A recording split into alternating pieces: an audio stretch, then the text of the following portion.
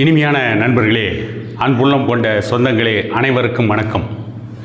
சமீபத்தில் திருச்செங்கோட்டில் நடைபெற்ற கோகுல்ராஜ் கொலை வழக்கு சம்பந்தமாக நீதிமன்றத்தால் ஆயுள் தண்டனை விதிக்கப்பட்ட தீரன் சின்னமலை கவுண்டர் பேரவை தலைவர் யுவராஜ் அவருடைய மகளுடைய புனித மஞ்சள் நீராட்டு விழாவிற்கு பரோலில் வந்தார். அதை பற்றி என்னை போன்ற பலரும் யுவராஜ் அவர்களுடைய குடும்பத்தில் நடந்த அந்த விழாவை பற்றியும், யுவராஜ் இன்றைக்கு இருக்கின்ற நிலையை பற்றியும், ஒரு தந்தைக்கும் மகளுக்கும் இருக்கின்ற பாச பிணைப்பை பற்றியும் சமூக வலைதளங்களிலே பல பதிவுகளை வெளியிட்டிருந்தார்கள். இதை பார்த்தவுடன் ஒரு கூட்டத்திற்கு பொறுக்கவில்லை. எந்த கூட்டத்திற்கு? நாடக காதல் கூட்டத்திற்கு. ஏன் பொறுக்கவில்லை? யுவராஜை போன்றவர்கள் நாடக காதலுக்கு எதிராக இருக்கிறார்கள். இவர்கள் பரோலில் வருகின்ற நிகழ்ச்சியை மற்றவர்கள் விமர்சையாக கொண்டாடிவிட்டால் நாடக காதலுக்கு மீண்டும் மிகப்பெரிய எதிர்ப்பு கிளம்பிவிடும். பெண்களை ஏமாற்ற முடியாது. கல்லூரி மாணவிகளை, இளம் பெண்களை ஏமாற்றி திருமணம் செய்து கொண்டு அந்த பெண்களை காதலிக்கின்ற பொழுது உனக்கு நான் உயிரை கொடுக்கிறேன் என்று சொல்லி ஒரு 10 மாதத்தில் இன்னொரு உயிரை கையிலே கொடுத்துவிட்டு நீதிமன்றத்திலே போய் அந்த பெண்ணை விவாகரத்து செய்துவிட்டு வேறொரு பெண்ணை தேடி செல்கின்ற அந்த நாடக காதல் பேர்வழிகளுக்கு யுவராஜ் பரோலில் வந்த நிகழ்ச்சி கூட நடுக்கத்தை ஏற்படுத்துகிறது. அந்த நிகழ்ச்சி கூட அவர்களுக்கு பயத்தை ஏற்படுத்துகிறது. யுவராஜை பார்ப்பதற்கு இத்தனை பேர் சென்றால், யுவராஜுடைய குடும்பத்தில் நடக்கின்ற ஒரு விழாவிலே இத்தனை பேர் கலந்து கொண்டால் நாளைக்கு நாடக காதலுக்கு எதிராக பல்வேறு இளைஞர்களும் கிளம்பி விடுவார்கள் என்ற ஒரு பயத்தில் இன்றைக்கு ஊடகங்களிலே அலறிக்கொண்டிருக்கிறார்கள். கோகுல்ராஜ் கொலையில்தான் நீதிமன்றம் நல்ல தீர்ப்பை வழங்கி இருக்கிறது.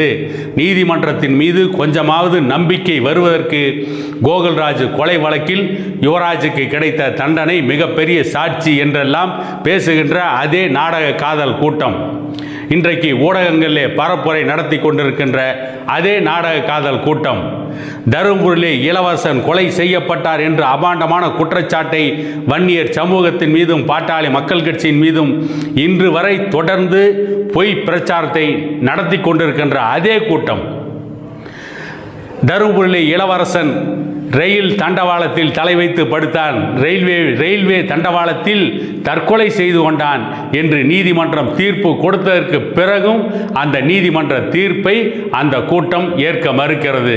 அது நீதிமன்றம் கொடுத்த அந்த தீர்ப்பு சரியில்லை என்று சொல்கிறது. இப்பொழுது கூட வேங்கை வயல் பிரச்சனையில் உண்மையான குற்றவாளிகளை காவல்துறை கண்டுபிடித்து வீடியோ மற்றும் ஆடியோ ஆதாரங்களின் அடிப்படையில் 3 பேரை கைது செய்ய வேண்டும் என்று காவல்துறை முயற்சி எடுத்த பொழுது, என்று காவல்துறை முடிவெடுத்த பொழுது அதற்கு எதிராக விடுதலை சிறுத்தைகள் கட்சியின் தலைவர் திருமாவளவன் மற்றும் அவரை சார்ந்த கூட்டங்கள் மிகப்பெரிய கூப்பாடு போட்டார்கள். மிகப்பெரிய நாடகத்தை நடத்தினார்கள். மிகப்பெரிய மோசடியை அரங்கேற்றினார்கள். அதை இந்த நாடு பார்த்து கொண்டுதான் இருக்கிறது. யுவராஜ் செய்தது ஆணவ கொலை என்று சொல்கிறார்கள். யுவராஜ் வேண்டுமென்றே திட்டமிட்டு கோகுல்ராஜை கொலை செய்தார் என்று சொல்கிறார்கள். ஆனால் யுவராஜுக்கு கொடுக்கப்பட்ட தீர்ப்பில் யுவராஜ் கொலை செய்ததை பார்த்த கண்ணால் கண்ட சாட்சிகள், ஐ விட்னஸ் யாரும் இல்லை.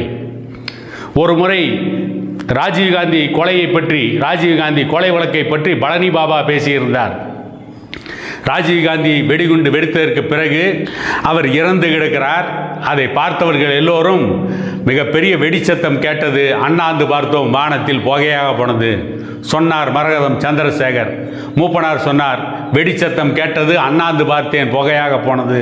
வெடிச்சத்தம் கேட்டது, அண்ணாந்து பார்த்தேன் புகையாக போனது என்று ஜெயந்தி நடராஜன் சொன்னார். ராஜீவ்காந்தி கொலை செய்யப்பட்ட பொழுது ராஜீவ்காந்தி கொலையை பார்த்த யாரும் ஐ விட்னஸ் கிடையாது, எல்லோரும் ஹை ஸ்கை விட்னஸ் என்று பழனி பாபா ஒரு முறை குறிப்பிட்டார். அதை போலத்தான் இன்றைக்கு கோகுல்ராஜ் கொலை வழக்கிலும் கோகுல்ராஜை யுவராஜ் கொலை செய்ததை பார்த்த ஐ விட்னஸ் யாரும் இல்லை. ஏதோ யுவராஜ் கொடுத்த ஒரு பேட்டியை வைத்து, அதை வைத்து மட்டுமே ஒரு தீர்ப்பை நீதிமன்றம் கொடுத்திருக்கிறது. அந்த தீர்ப்புக்கு எதிராகவும் மேல்முறையீடு இருக்கிறது. மேல்முறையீட்டில் வழக்கு விசாரணை இருக்கிறது. அதற்கு பிறகுதான் யுவராஜ் குற்றவாளியா இல்லை நிரபராதியா என்பதை பற்றி முடிவு செய்ய வேண்டியிருக்கும். ஆனால் அதற்கு முன்பே வேண்டுமென்றே திட்டமிட்டே ஊடகங்களில் யுவராஜை கொலை குற்றவாளி என்று வேண்டுமென்றே திட்டமிட்டு பொய்யான பரப்புரைகளை இன்றைக்கு ஒரு கூட்டம் நடத்தி கொண்டிருக்கிறது. நான் கேட்கிறேன், யுவராஜ் கோகுல்ராஜை கொலை செய்ததை கண்ணால் கண்ட சாட்சிகள் இல்லை, ஆனால் கோகுல்ராஜை கொலைகாரன் என்று சொல்கிறார்களே. சமீபத்தில் ராணிப்பேட்டையில் ஒரு இளைஞரை பெட்ரோல் ஊற்றி கொலை செய்தவர்கள்லாம் என்ன நன்முறையாளர்களா? அவர்கள் வன்முறையாளர்கள் இல்லையா? அவர்கள் கொலைகாரர்கள் இல்லையா? வருகின்ற மே 11ஆம் தேதி வன்னியர் சங்கம் மாமல்லபுரத்திலே வன்னிய இளைஞர் பெருவிழாவை நடத்துகிறார்களே. இதை போல 9 ஆண்டுகளுக்கு முன்பு வன்னிய இளைஞர் பெருவிழாவை, சித்திரை முழு நிலவு பெருவிழாவை வன்னியர் சங்கம் நடத்திய பொழுது மரக்காணத்திலே 2 வன்னிய இளைஞர்களை வெட்டி கொன்றார்களே. அவர்கள் எல்லாம் என்ன வன்முறையாளர்கள் இல்லையா? அவர்கள் எல்லாம் நன்முறையாளர்களா? அந்த வன்னிய இளைஞர்களை வெட்டி கொன்றவர்கள் கொலை வெறியர்கள் இல்லையா? அந்த வன்னிய இளைஞர்களை வெட்டியவர்கள் ஜாதி வெறியர்கள் இல்லையா? மற்றவர்கள் மட்டும் ஜாதி வெறியர்களா? யுவராஜ் பரோலில் அவருடைய குடும்ப நிகழ்ச்சிக்கு வருவதை கொண்டாடியவர்கள் ஆண்ட பரம்பரை என்று சொல்லி திட்டமிட்டே ஒரு சமூகத்தின் மீது ஒரு பொய்யான குற்றச்சாட்டை இன்றைக்கும் பரப்பி கொண்டிருக்கிறார்கள். ஆண்ட பரம்பரை தன்னை ஆண்ட பரம்பரை என்று தான் சொல்வார்கள். ஆண்ட பரம்பரை என்றைக்கும் நாங்கள் அடிமையாக இருந்தோம் என்று சொல்லிக் கொள்ள மாட்டார்கள்.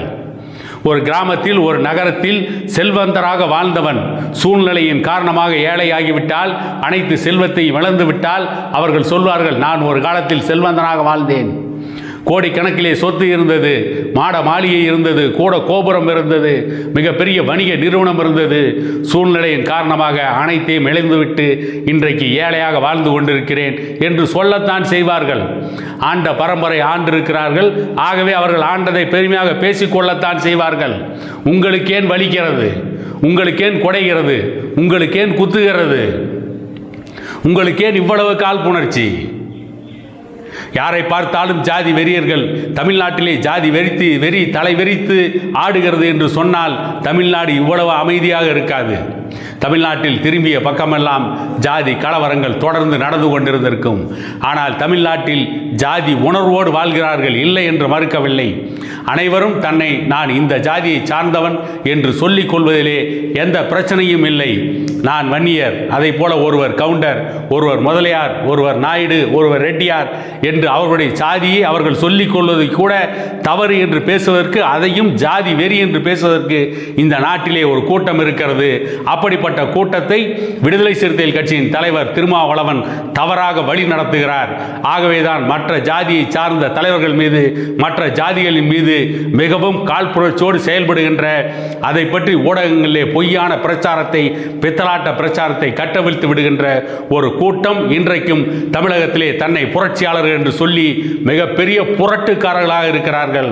தன்னை ஜாதி ஒழிப்பாளர்கள் என்று சொல்லி இன்னொரு பக்கம் மிகப்பெரிய ஜாதி வெறியை வளர்த்து கொண்டிருக்கிறார்கள். இன்னொரு பக்கம் ஜாதி வெறியை தூண்டி கொண்டிருக்கிறார்கள்.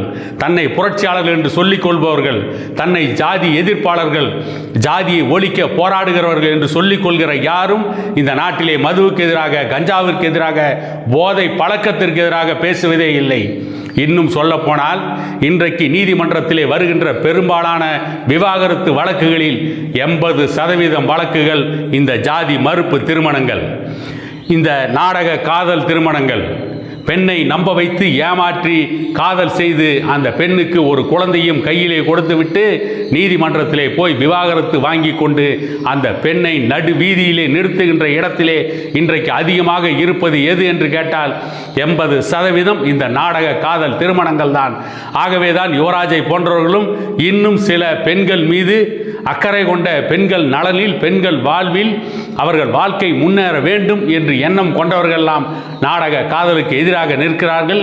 இன்னும் எதிராக நிற்க வேண்டிய சூழ்நிலை இருக்கிறது. அதற்காக களத்திலே தீவிர பிரச்சாரம் செய்ய வேண்டிய தேவை இருக்கிறது என கூறிக்கொண்டு இன்னொரு காணொளியில் உங்களை சந்திக்கும் வரை உங்களிடமிருந்து விடைபெற்றுக் கொள்வது உங்கள் எடப்பாடி துரைசாமி.